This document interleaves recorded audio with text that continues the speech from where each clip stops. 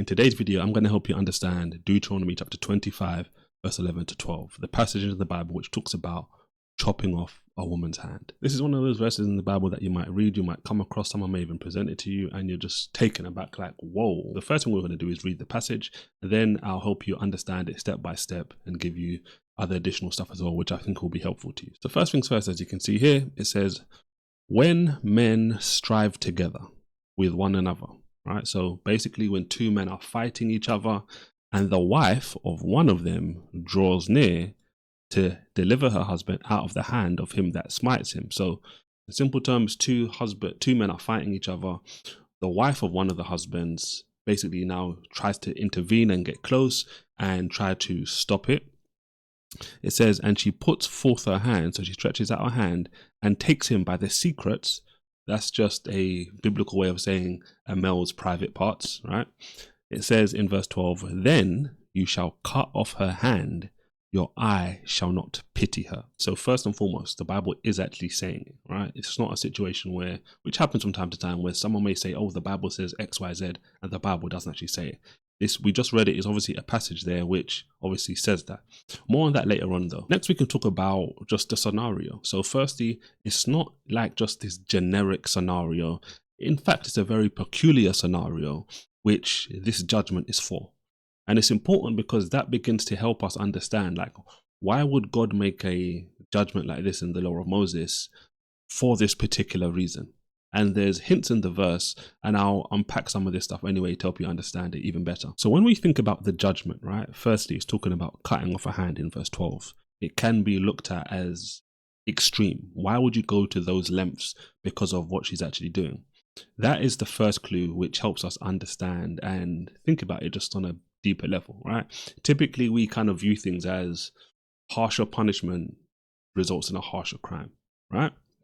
So when you think about this, it's like, what is it about a woman, a wife, getting involved with two men fighting and grabbing them, the enemy, the other man, by the secrets, by the private parts? Well, there's three things I want to highlight. Number one is kind of obvious, right? Which is just standardly, when two men are fighting, obviously women shouldn't get involved, right? It's two men, for whatever reason they're fighting, women should not get involved, because when a woman gets involved or when women get involved and they potentially get hurt, it escalates it turns it into a whole other scenario. From a Christian perspective, men are not supposed to be and should not hit women. So that's problematic in and of its own right? And I'm just saying that just as something for you to consider. Number two, now when we think about this particular scenario, right, the act of a woman, right, a wife, in fact, touching another man's private parts is very problematic. She should never be putting her hands or anything near any other man in that way. This obviously helps us understand something else about this passage as well. This is the kind of punishment which we'd call a deterrent. When you have a punishment which is severe, significant, merely just by the punishment being so severe, many people would not find themselves in that situation. For those of us who have children, we've been in those scenarios before where we may say to our children something along the lines of, look, don't do this particular action, because if you do that particular action, it's going to result in this particular thing. And merely by them just hearing what the particular punishment may be is enough for them many times for them to say, okay, you know what, I'm not going to do this, right? It's a deterrent, a good deterrent at that. Third thing which is significant, which a lot of people miss, but really helps us understand this passage in a great way, is what I want to talk about next. This is the whole point of the woman trying to destroy the man's lineage. When we think about this, right, a man and two men are fighting, and a wife jumps in, and specifically, it doesn't say she does anything else. She's not going for anywhere else on the body. She's going specifically, right, grabbing the man's private parts. Now, we have so much more information about this today, but for a woman, or for anyone for that matter, to try and damage a man's private parts, that can lead into a man not being able to have offspring or children into the future. Because if two men are fighting and one of the men's wives is coming to try and stop the fight and does that particular action, she's not going to be doing that in some soft way. She's going to be trying to do it in a way which can inflict damage. And if she was to inflict serious damage, he could obviously be in a situation where he can't have any children anymore. So when you think about this passage, The whole point is on the secrets, the private parts.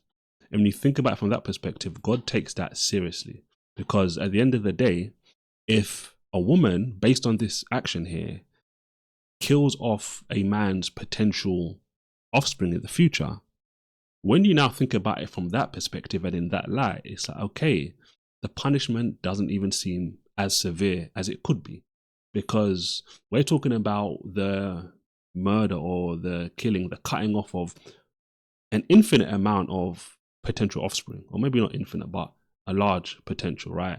Children, grandchildren, great grandchildren, and on and on. On the flip side, though, the woman here is being judged by her hand being chopped off.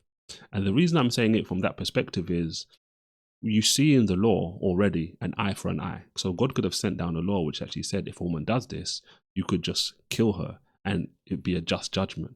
But when you think about it in the context of which I'm explaining it, it now makes sense on so many different levels that this was actually a judgment of grace, because it could have been so much more extreme. Now I want to go back to this passage and highlight another thing here. In verse 12, you can see it says, your eye shall not pity her.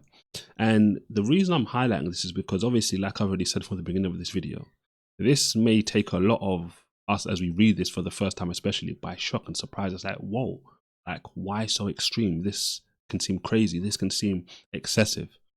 But it's specifically mentioned in the verse, your eye shall not pity her, because it's suggesting and highlighting that some people may, in that scenario, pity her. Especially why, when you think about it, it's two men fighting. She may be in a situation where she's like, okay, cool. Well, my husband's getting beat up. He's getting hurt. I want to stop the situation. She goes in and she does what one thing she knows can definitely hurt the man who's hurting her husband. Reach for the secrets, etc. And God is basically saying here, no, don't do that. And again, when you think about the three reasons I mentioned already, number one, women shouldn't get involved when two men are fighting. It's just going to make it even worse. Number two, that sort of action is a dishonorable act for a woman, a wife, to be doing to another man in any circumstance. And even if you think about it, if you spoke to like a bunch of Christian women like who are married and you was asking them and talking about the scenario, they would all say like, that's gross, like no, we would never do that, all those kind of things, etc. Number three, this is the cutting off of potential a numerous amount of offspring which could be done away with because of this one woman's actions. The reason I want to drive that point home is because God is saying specifically, your eye shall not pity her, right?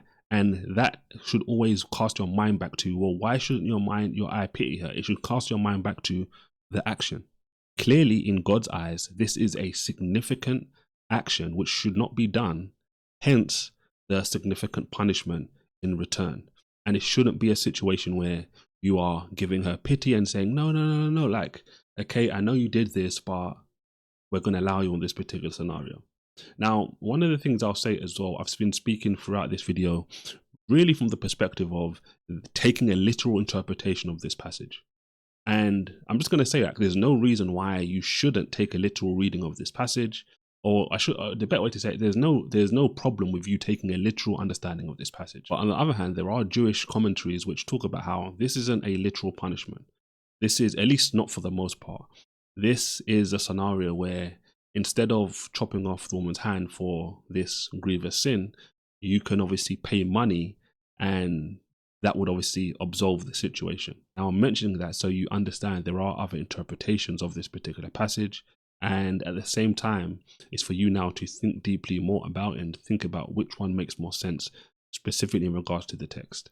So I'm not even saying that it's not possible. I wouldn't say it's a far-fetched interpretation, but my whole philosophy, and I think it's a sound philosophy, which a lot of people have, is when you're reading through the biblical text, you should always go with the plainer interpretation of a passage, unless there's something overwhelming or something else in the context or somewhere else in the Bible which demands you to take a different interpretation. For example, one of the things we were talking about before is the whole don't pity her. If it isn't literal, why would you need to pity her? Yeah, because you don't want her to pay money for the crime that she's done. Okay, perhaps. But how much more so if it's because, well, we actually have to go through this particular action now, this judgment, because of what she's done. Another thing I want you to consider is this wasn't the husband who has been wronged here now enacting this judgment. This is something which would obviously have to go to the judges. The judges would obviously assess the case and analyze the situation. Okay, cool. you were fighting with this particular individual, this particular guy's wife came in and grabbed the secrets. They will do the investigation, the examination, and based on, if you just call it like a court case, for example, once the examination has been done, then the judgment would be executed by the judges. So it's not like the husband gets to say, oh, okay, yeah, like she grabbed my secrets, and now I'm going to literally chop her hand off myself. No, they would go through their whole procedure, and then that would happen after, if that were going to happen. Hopefully this video has helped you understand Deuteronomy 25 verse 11 to 12 in a way that you may have not considered before, especially with the whole damage on and the cutting off of a great amount of potential offspring in the future for the woman doing this act. If you have any questions about what we've talked about today, or any other question about something in the Bible, leave it in the comment section below. I'll do a video helping you out on that as well at some point in the future. God bless, and I'll see you next time.